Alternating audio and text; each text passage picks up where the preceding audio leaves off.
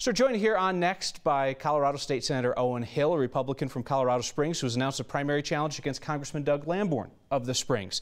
So I followed what you have said in the last 24 hours or so since your campaign became public, and I'm not sure if I understand why you're running. I've heard a lot of nebulous, there needs to be better representation of the district. What does that mean? What's your core case?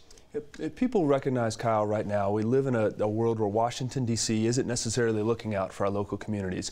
And the expectation is we've got someone who's going to go to D.C., kick butt and take names, and make sure when government's breathing down our necks, we've got someone there to push back, whether it's challenges with the VA, whether it's dealing with upgrades, important upgrades to our military infrastructure and technology with Russia, China, Iran, North Korea, ISIS going on out there. They want someone who's going to go and kick butt and take names. Leadership is about standing up, communicating both back to people and taking those interests and making sure they're heard loud and clear in D.C. So what I'm hearing is not necessarily a vast ideological difference with Congressman Lamborn, but a difference in style and technique. Is that what you're promising people? Let's just start with any kind of style and technique for leadership, right? Let's talk about actually returning phone calls. Let's talk about actually being out there and pushing for these ideas. Yeah, it really starts at home, being present within the community. And that's what we hear loud and clear. As I've been in the community, I serve on some nonprofit boards. I've got a small business in the community. Again and again and again, people have said, we don't feel like our voice is being heard. We want to make sure it's heard. Would you describe him as an absentee member of Congress in his district? I know he's there and taking votes, but leadership means so much more. Taking votes is the very first step on that. You need to be there listening, understanding where the challenges are, understanding how we push back. I'll give you an example. Right now, the EPA is suing Colorado Springs. We are spending hundreds of thousands of dollars in legal fees that could be used to fix our roads, but instead we're using them in legal fees. That's what we expect a congressman to do for us, to make sure that doesn't happen. I don't think EPA doesn't sue people in Trey Gowdy's district. EPA doesn't sue people in Paul Ryan's district. Really, the bureaucracies in D.C. should be afraid of the congressmen in that community.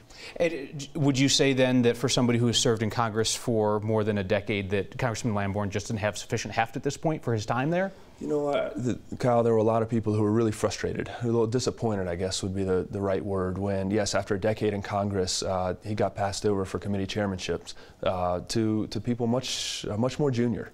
But people who out there are energetic and thoughtful on these issues, that's what gets rewarded, not just in D.C., but that's what our constituents expect of us too. And I've got a proven track record of doing that here at the state level. So I know I can do it, and now I want to make sure my kids and my grandkids have a much better future here in Colorado Springs in CD5. You were critical of Congressman Lamborn for not taking a public position on the President Trump Speaker Ryan plan to repeal and replace Obamacare. Congressman Lamborn said that he was undecided. Where would you have been, yes or no, on that? I would have made sure our voice was heard. If we are repealing the individual mandate, if we're repealing this idea that government can force us to buy health insurance, and they're freeing us up to buy across state lines, absolutely, I support it. I appreciated Ken Buck's, Congressman Ken Buck's response in there about the conservative position of making good on our promise for 7 years to repeal Obamacare. That's what we should have been doing. You're dinging him for being undecided, but I didn't hear where you were on that. Would you have been a yes vote or a no vote on the Trump-Ryan plan if it had come to the House floor? If it had come to House floor, I would have supported it. Okay. Absolutely. And that would have just been the start, right, Kyle? I mean, it's recognizing that we're always making better. We're always pushing things farther, always pushing freedom and responsibility back to people. And I think specifically, folks they called me asking. They said, Owen, he didn't even make a statement on this. His only statement was, my staff is still reviewing it. Would you be an ally of President Trump in Congress?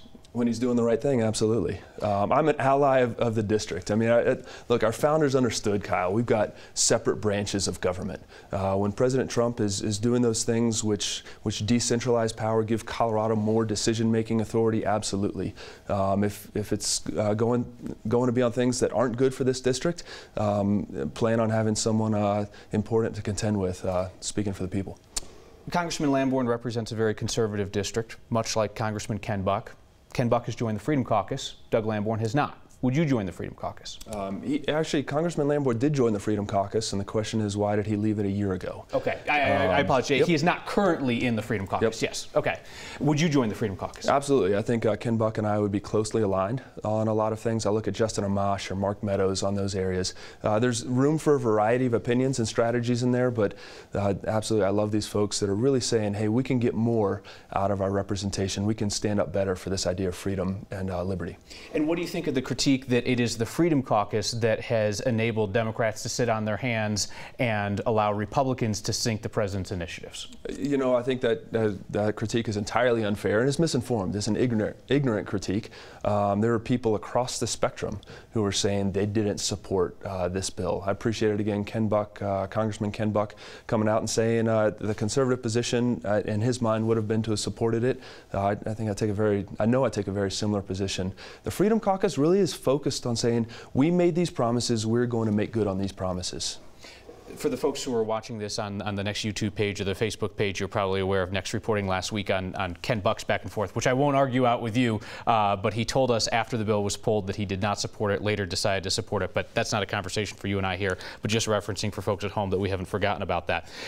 This year, it's also the sure. Kyle, of leadership.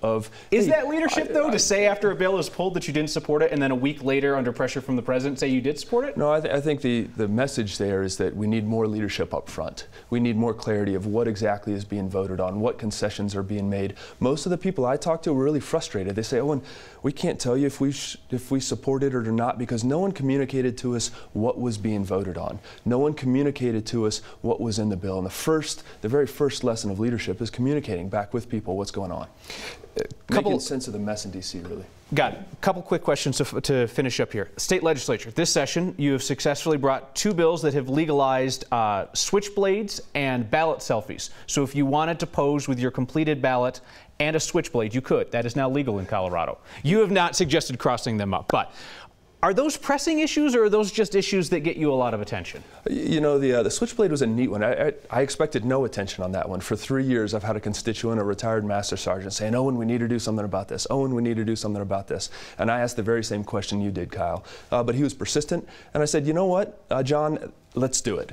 You know, what the hell? Let's go try this thing. And next thing we know, the governor's signing it. It is testimony to the fact that the system still works. That when we listen to our people, they often have a much better sense of important things that need to get done. And as we went through the process, realized our laws were unfairly criminalizing a lot of our veterans who were issued these for one reason or another in the military. And then they get moved here to Colorado, stationed here in Colorado. And unbeknownst to them, Colorado law was penalizing them. So when you have the ACLU coming out in support of something, and the sheriffs coming out in support of something, Republicans and Democrats alike, I think you find that we've actually honored the people's request and having bipartisan legislation that gets bad laws off our books. You know what I'm getting at, though. Are you interested in doing the tough behind-the-scenes work or the fun, flashy work? Oh, I mean, right, we could talk about the important work we've done on the future of self-driving car technology, of equalizing funding for charter schools. You know how much work has gone into that. Important work on the budget, year after year. How do we peel back regulation? So every single year we're going to do some big things, and every single year we're going to do some things that are maybe a little bit more close to home. Last question for you is from a Next viewer who saw our coverage of your push to allow self-driving cars on Colorado's roads, to allow and regulate them, and was questioning why the self-driving tractors and farm equipment used by Colorado's farmers and ranchers are not rolled in with that bill. We had a farmer actually testifying in support of that bill, saying, hey, this technology has been great for him. He's been using it for 2 decades. And so what we're doing on this bill is just setting up a process very much for tractors and other cars that may not be able to follow all the rules of the road, setting up a very easy process whereby which they can coordinate with CDOT, with State Patrol, and make sure we've got a process for testing and using these things more broadly. State Senator Owen Hill, who has announced a primary challenge against Congressman Doug Lamborn of Colorado Springs. Thank you so much for stopping by. Feel free to come back. Kyle, thanks so much for taking time today. Appreciate it.